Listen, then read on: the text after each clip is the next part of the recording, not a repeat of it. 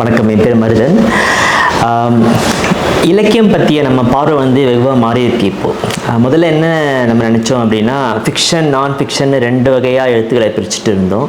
So ஃபிக்ஷனுங்கிறது வந்து கற்பனை சார்ந்த உலகம் அப்படின்னும், நான் ஃபிக்ஷனுங்கிறது வந்து தகவல்களை உண்மைகளை அளிக்கக்கூடிய ஒரு துறை அப்படின்னு நினச்சிட்டு இருந்தோம். ஸோ இப்போ வந்து அந்த எண்ணம் வந்து வெகுவாக மாறி இருக்குது. இப்போ வந்து அந்த மாதிரியான ஒரு பவுண்ட்ரியே கிடையாது, ஃபிக்ஷன் நான் ஃபிக்ஷன் சொல்லிட்டு. இப்போ வந்து இலக்கியம் வந்து ஒரு கற்பனையான விஷயம் மட்டும் கிடையாது, அது நிஜத்தில் தான் அந்த கற்பனையை வந்து வேர்கொண்டு இருக்குது அப்படிங்கிற விஷயம் வந்து எல்லாருடைய மனசுலையும் இப்போ பதிவாகிருக்கு. ஸோ இலக்கியத்தை நம்ம பார்க்குற பார்வை வந்து இப்போ கம்ப்ளீட்டாக மாறி இருக்குது. இலக்கியம் மட்டும் இல்லை, கலை, ஓவியம், அந்த மாதிரி கம்ப்ளீட்டாக அந்த ஒரு பண்பாடு சார்ந்த எல்லா கூறுகளுமே வந்து நம்ம வந்து இப்போ வந்து புதிய முறையில் வந்து பார்க்கவும், விவாதிக்கவும், எழுதவும், பேசவும் இப்போ நம்ம வந்து பழகிட்டுருக்கோம். ஸோ இந்த ஒரு பின்னணியில் வந்து பண்பாட்டை மையமாக கொண்டு கேப்டன் டிவியிலேருந்து கேப்டன் கல்ச்சர் அப்படிங்கிற ஒரு டிஜிட்டல் பிளாட்ஃபார்ம் வந்து கொண்டு வந்துட்டுருக்காங்க. உண்மையிலேயே பாராட்டத்தக்க ஒரு விஷயம்.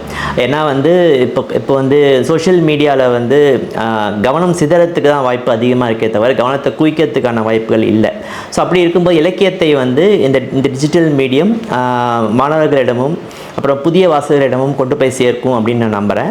அந்த மாதிரியான முயற்சியில் வந்து ஈடுபட்டிருக்க கேப்டன் டிவிக்கு என்னுடைய வாழ்த்துகள்.